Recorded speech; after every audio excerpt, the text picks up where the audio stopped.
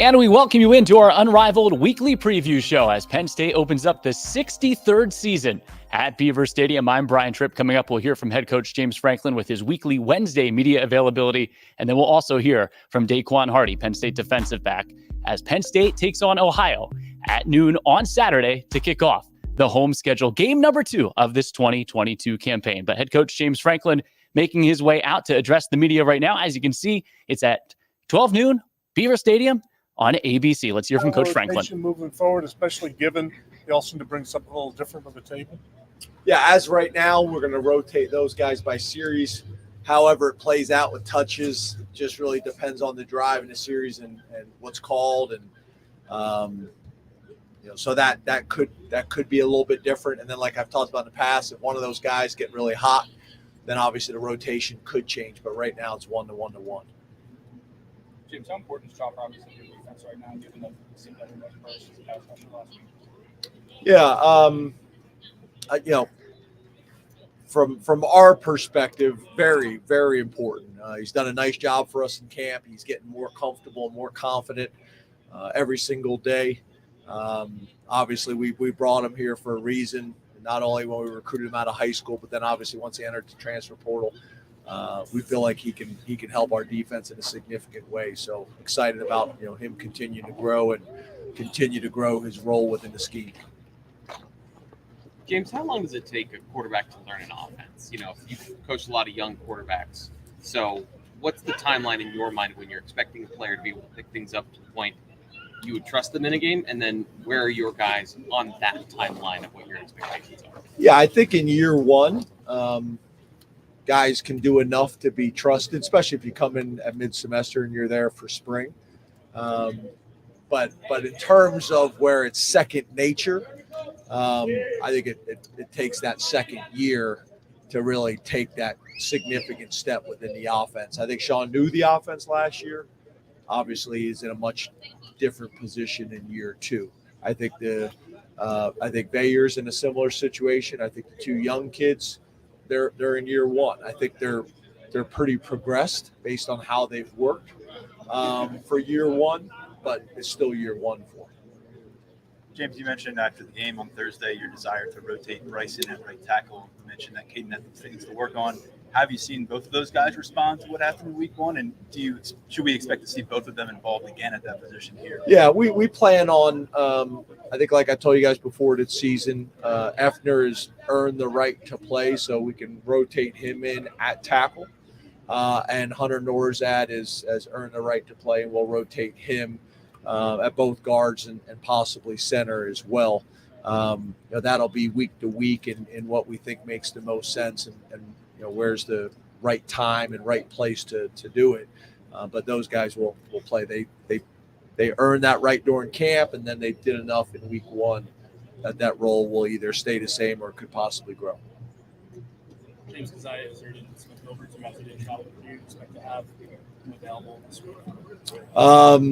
Not sure yet. Not ready to make that decision or public announcement. James, I thought it was interesting that Kevon started the game with gloves on, finished them without. Just curious, how much impact or input did you guys as a coaching staff, maybe the equipment guys, have on the accessories these guys wear? Is it a personal preference to wear them? Does Kevon make that decision? Or you guys tell him, hey, maybe put them on for the next game? Yeah, I'd be honest, I had no idea. I didn't even know it until you said that. Gloves, wristbands, I have no idea. He looked really old school, and then he tweeted after the game that maybe he won't wear gloves again. Oh, awesome. I love it. I didn't know. I didn't see the tweet. I wasn't aware of his gloves or not. And we're obviously not coaching at that level. It's whatever they're most comfortable with to play in. Hey, James, over the past couple years, you've talked about that middle eight. So over the last 3 years, you guys are 14-2 when you've won that battle. Is that something you guys game plan for, and how much emphasis is in that in terms of the play calling? Yeah, I don't know if it's necessarily play calling, but yeah, we talk about the importance of the middle eight. That statistic is probably fairly consistent across the country. If you look at winning the middle eight and what it does, sometimes the opportunity doesn't really even come because you got to have the ball at the end of the first half and get the ball at the end of the second half. It does dictate some of our decision making when it comes to coin toss and our philosophy with the coin toss. But it's a stat that we're aware of, and we try to make sure the guys understand the significance of it and the importance of it in terms of back-to-back possessions. What's your coin toss philosophy? Because oftentimes you'll hear a lot of people say they want the ball before the half and then try to double up before going in. What's your coin toss philosophy? We typically defer for that very reason for the middle eight opportunities. With the 7 freshmen who got in, what was their Friday and Saturday like? When they're in the cold test, really going through the film, that process for these freshmen for the first time, for the post game film session. Yeah, those guys have been good. A lot of them were here in the spring. That helps our early enrollment numbers have gone up, as you guys know. So that's helped those guys. But those guys, I think, have done a really good job in the spring and in the summer, and then obviously in training camp, and us doing everything we possibly could to prepare them for what it was going to be like. The veterans taking them under their wing. And for most of those guys, they were able to kind of rotate in kind of in a complementary fashion rather than, being the first guy on the field and having to kind of carry the load. So hopefully that will continue to grow. But so far, so good. We've been pleased with them. Hopefully we'll get more guys opportunities this weekend. Do you see guys coming in that are young, that are already good at watching film and getting the most out of that? Does that make sense? Are you guys able to teach guys to be better at watching film? I think some guys, yes, depending on the high school program they come from. Some of these high school quarterbacks, based on some of the trainings, I think that's one of the things about the Elite 11 experience. They do a lot of college and NFL type prep that a lot of these guys haven't had before. So that gives them a little bit of a head start. But most do not. Most do not. They need to be taught how to watch film. I even think sometimes, it takes till their second year in college to really start to figure that out. We talk about having a routine a lot, the importance of their, weekly and daily routine. And that needs to be taught for a lot of these guys. What are the advantages of for the run game operating at the pistol? Well, when you talk about the pistol and being in the dot, or however you describe it, right behind the quarterback, obviously you're not showing your hand a little bit, in terms of the running back away from the tight end, the running back to the tight end. Most defenses have specific calls based on where the back's location is. So by the running back being behind the quarterback, takes some of that away. It takes some of that away for sure. That's probably the biggest reason to do it. It can create, depending on how you run them, it can create some challenges in terms of the zone reads that typically you're using from an offset position. But the biggest advantage is the defense not being able to put it into a category based on the back on the same side as the tight end or away. And typically you have very specific runs that you run out of those sets. So you'll also see people shift kind of right before the snap, knowing that defenses, are looking at, the back's alignment. So either moving them, putting them in the dot, or having some things where you'd have same side runs where you're running traditional runs that you would normally run from opposite, and you're keeping them on the same side to break some tendencies. Yeah, I think game one, it's early to kind of decide, but obviously they played well enough for us to win. That game wasn't necessarily a middle linebackers game in terms of where they're going to dictate, the success of the defense or not. But they were able to get us, lined up and take control of the defense. We didn't have a whole lot of those missed assignments and things like that. But I was proud of them. It's something to build on. James, something I've become curious in the last couple of practices, the quarterbacks are all together wearing their numbers. Who's operating the scout team for you at quarterback right now? We're rotating both Provula and Veyer are down there, as well as Mason Stahl's taking some reps down there too as well. Thanks. Yeah, I don't think we've typically done the numbers for the quarterbacks down there because they've typically rotated. Depends sometimes if we've had a guy like Mason or something like that, we may do. Yeah, couldn't quite recall, so appreciate it. Awesome. Thanks, guys. Thank you. That's head coach James Franklin addressing the media on this Wednesday here in Happy Valley. Some drizzles outside today. The team was inside and outside as we welcome you back to our Unrivaled weekly preview show.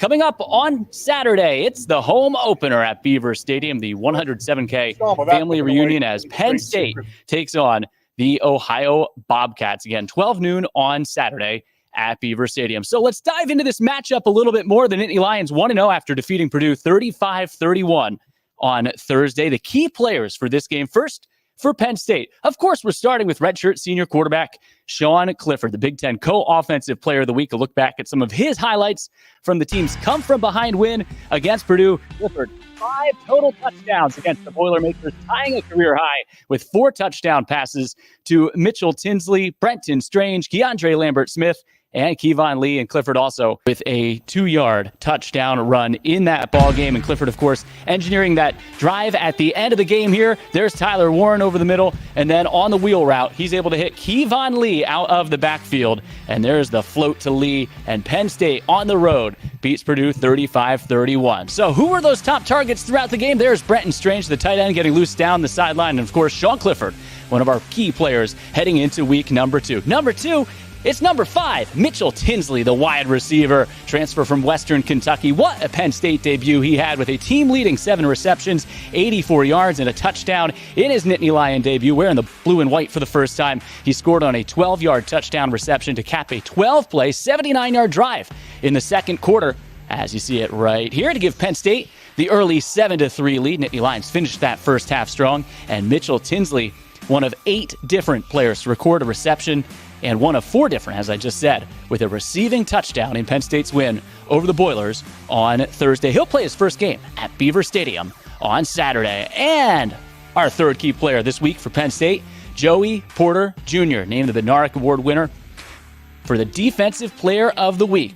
That's for the entire country. Set a Penn State record and tied a Big Ten record with 6 pass breakups against the Boilermakers. Penn State as a team had 16 PBUs in week number 1. Porter also had a team-high 8 tackles, made his first career fumble recovery in the ballgame, and 6 forced incompletions, tied for the most in a game by a Power 5 cornerback since 2014. He was a man. The Penn State defense rising to the occasion, not only at the end of the ballgame, but at the end of the first half. What a finish to that first half. Porter recovering the fumble there. Those are the key players for Penn State. Let's take a look, as there's your matchup again. Penn State and Ohio, 12 noon on Saturday on ABC at Beaver Stadium. What do the Bobcats bring to the table? Here are our key players for Ohio, which also comes in 1-0 on the season.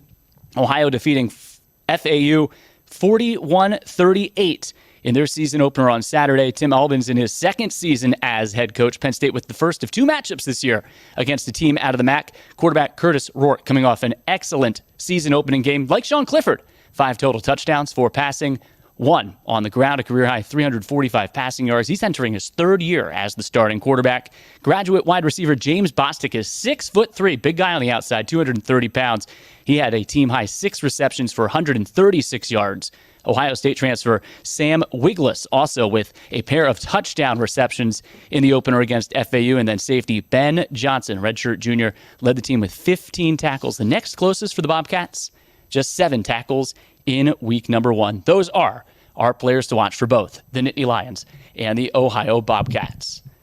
You can see out there on the field, and Sean Clifford is addressing the media. And there are the gates the Penn State football team will run through for the first time in 2022 on Saturday. And you got a peek, too, at our set as Penn State redshirt junior nickel cornerback DaQuan Hardy is with us. DaQuan, you saw some of the key players there. You were out there with Joey defensively on the field. What a game he had in week number 1. How would you assess his play and the overall play of your defense against Purdue last week? Yeah, people try to say there's no perfect game, but I think y'all must have one of those, kind of perfect games out there. He was terrific in the pass coverage, coming up, making tackles. So all around was just great to see him go out there and have fun.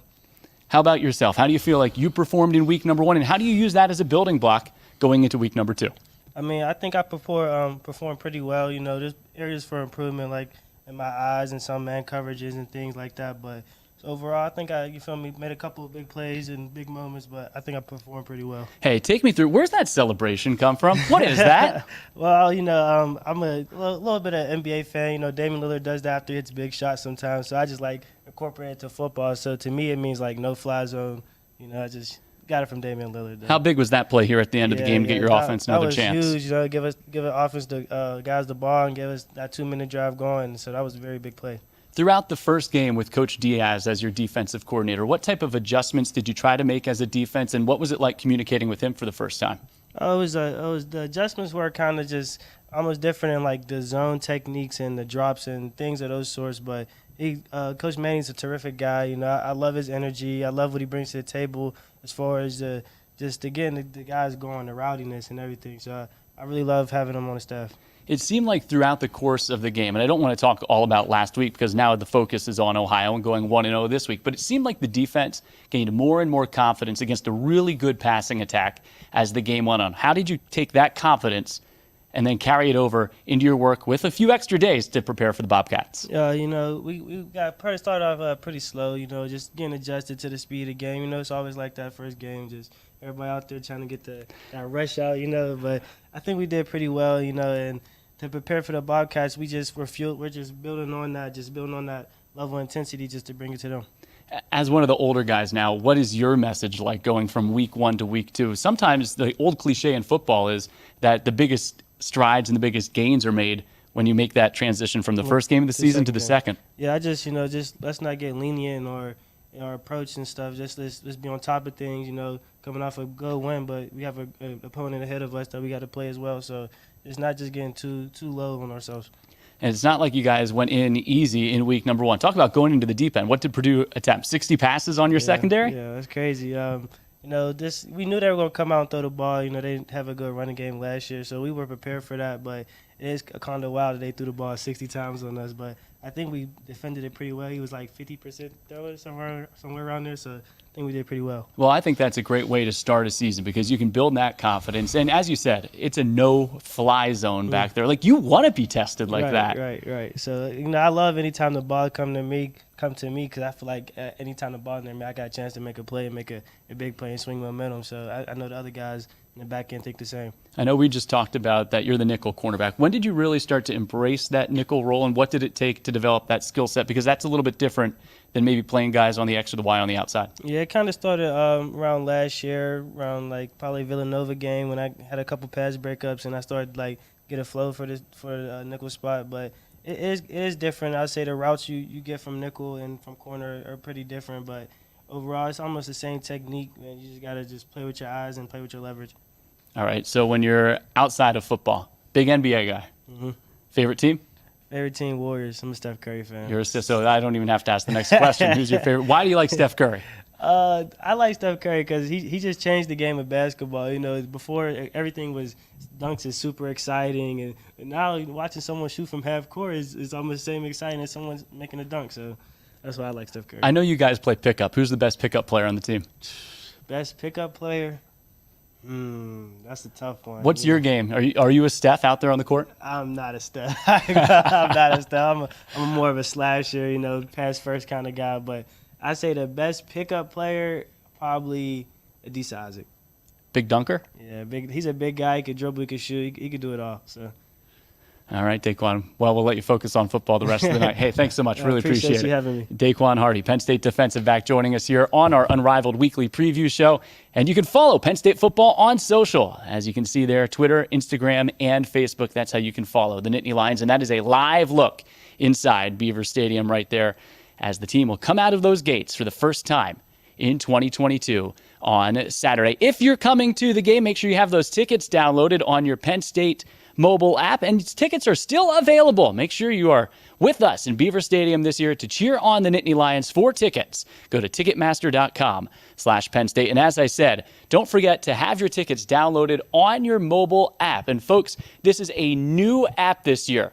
Go to your iPhone, go to your Android, look, and if underneath the app it says Nittany Lions, you're good to go. Penn State Nittany Lions, you're good to go. If it says Penn State Athletics, delete that app.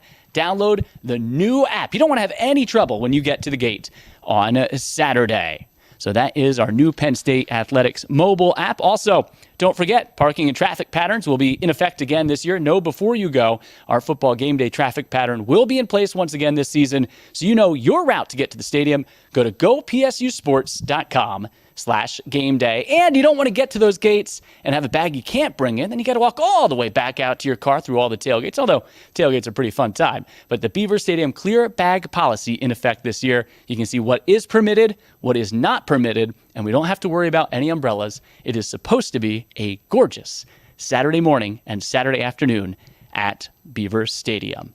There's Sean Clifford, still addressing the media outside. Sorry, I had to take a closer peek. I need my glasses. But we're joined now by Penn State men's soccer junior forward Peter Mangione. And Peter, one of the things we want to do here every week on the Unrivaled weekly preview show is also preview what else is going on campus. I know your men's soccer team has two big games coming up.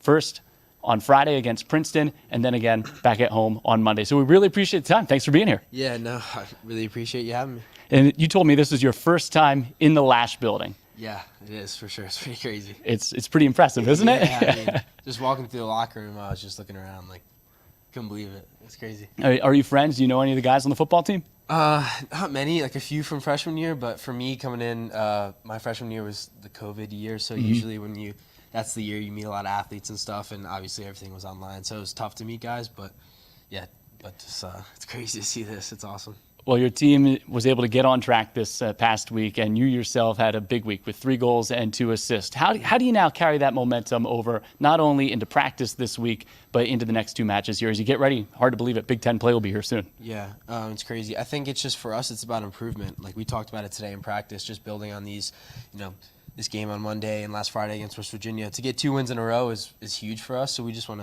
to keep going and obviously make it 3 in a row on Friday night. Get to see some of your sick highlights here. You're the Big Ten Offensive Player of the Week, College Soccer News Men's National Team of the Week. I know you're more about the team accolades than the individual ones, but we want to introduce you to the fans.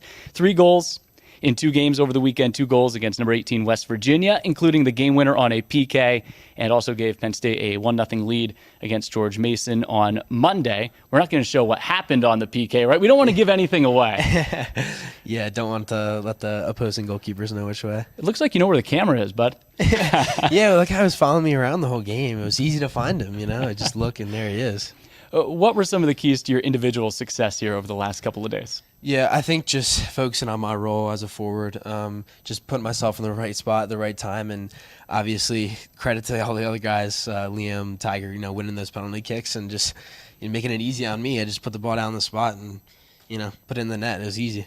Your team had a terrific year last year, winning the Big Ten regular season and the Big Ten tournament championship in the same year for the first time in program history.